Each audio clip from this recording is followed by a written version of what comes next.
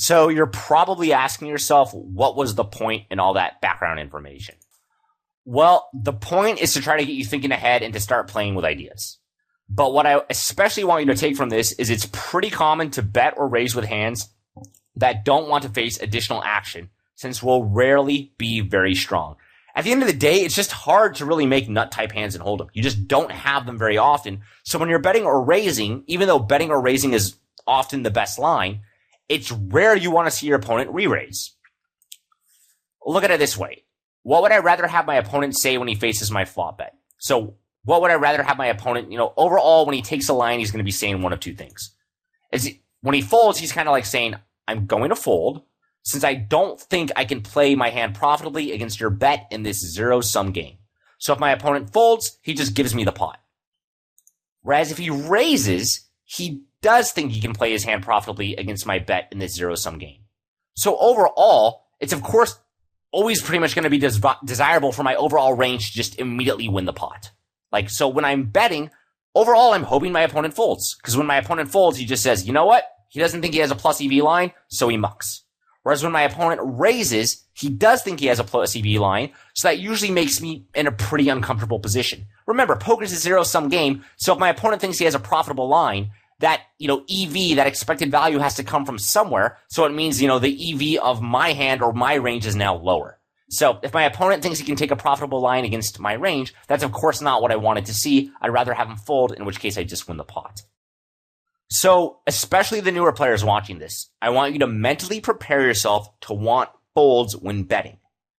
A lot of times, if you're playing against really weak opposition, you're probably used to, maybe if you play at a live casino or if you play super low stakes, you're used to winning most of your money by, wanting people to call, because people don't fold enough, so you just mostly value bet, and you're like, oh man, I hope this fish calls, I hope this fish calls.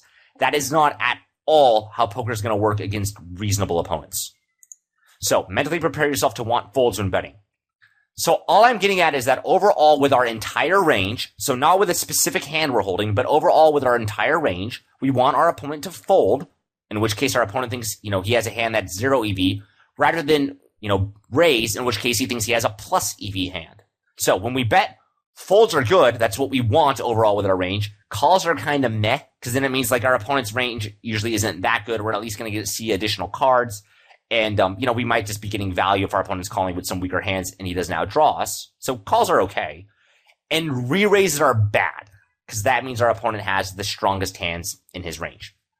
So, that's not to say we won't want calls or raises with some specific hands when we bet, but in general, we just want our opponent to go away. So again, we're looking at our entire range here, and when we bet, overall with our range, we'd prefer our opponent to fold. Whereas, of course, there's some hands within our range that are going to want folds and others are going to want calls. Sometimes we'll have the nuts.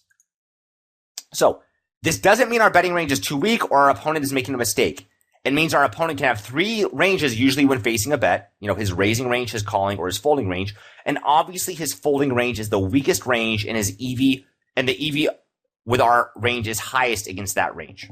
So again, if you bet into your opponent, what kind of hand would you rather have him have overall with your range? Would you rather have him have his folding range, in which case it means he has a really weak hand because he, folds his weak hands, his calling range, which means he has a medium strength hand, or his raising range, which means he either has, a bluff or a value hand, but overall that's going to be the strongest range. So of course, we're just preferring our opponent folds because, at the end of the day, it's random what hands we get dealt and what hands our opponents get dealt, and we'd prefer him to just tell us, oh, he had a weak hand and he goes away.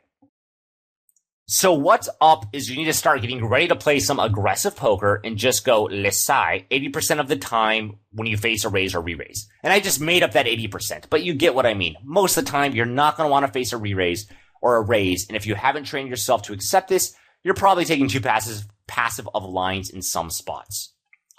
That said, don't recklessly continuation bet. That's not what I'm talking about, as you'll see.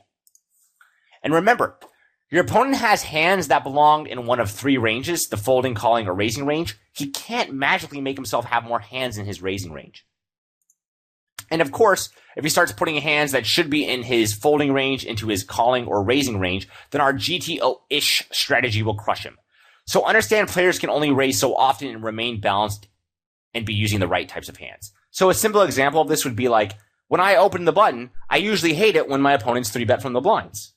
But just because I hate facing a 3-bet from them doesn't mean they can start 3-betting like crazy, because then if they try to 3-bet like crazy, they start having to 3-bet hands that don't work well as 3-bet bluffs, and they end up overall losing money to me.